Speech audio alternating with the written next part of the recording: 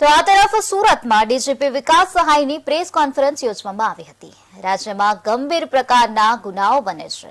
હવે એક નવી પહેલ કરવામાં આવી છે। પોલીસ કચેરીમાં ક્રાઇમ સીન મેનેજરની નિમણૂક કરી દેવામાં આવી છે। ગુનેગારને તાત્કાલિક સજા મળે તે માટેનો આ નવતર પ્રયોગ હાથ ધરવામાં આવ્યો છે। નવો પ્રયત્ન કરવામાં આવી રહ્યો છે। કેફી દ્રવ્યો અંગેની લડાઈમાં ગુજરાત પોલીસનું મોટું યોગદાન જોવા મળી રહ્યું છે। ત્યારે વરઘોડા શબ્દનો પ્રયોગ પોલીસ કરતી નથી। સ્થાનિક પોલીસની બેદરકારી સામે આવે ત્યારે સસ્પેન્શન કરવામાં આવે છે। સમયથી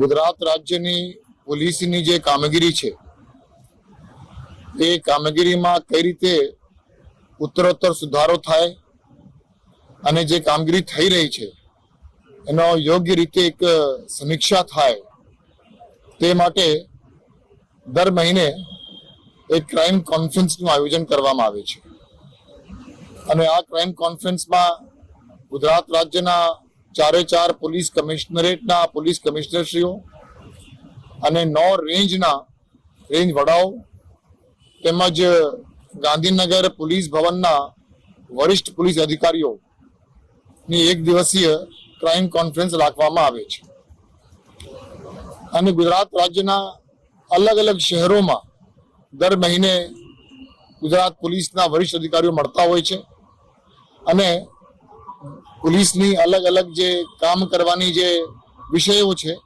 એના ઉપર મંથન કરતા હોય છે, ચિંતા કરતા હોય છે।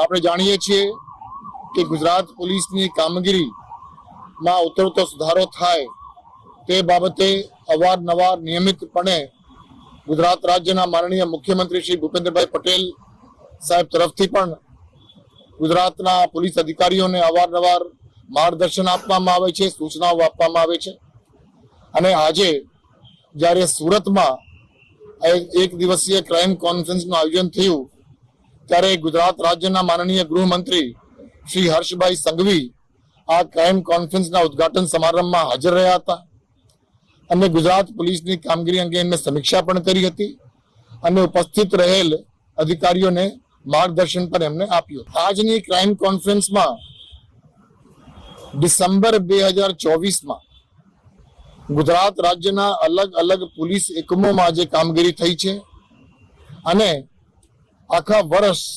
2024 દરમિયાન જે કામગીરી થઈ છે એની સમીક્ષા કરવામાં આવી અને તમામ પોલીસ કમિશનર્સ અને તમામ રેન્જ વડાઓ તરફથી એમના કાર્યક્ષેત્રમાં જે કંઈ કામગીરી થઈ છે એ કામગીરી અંગે પ્રેઝન્ટેશન્સ એક પછી એક રજૂ કરવામાં આવ્યું।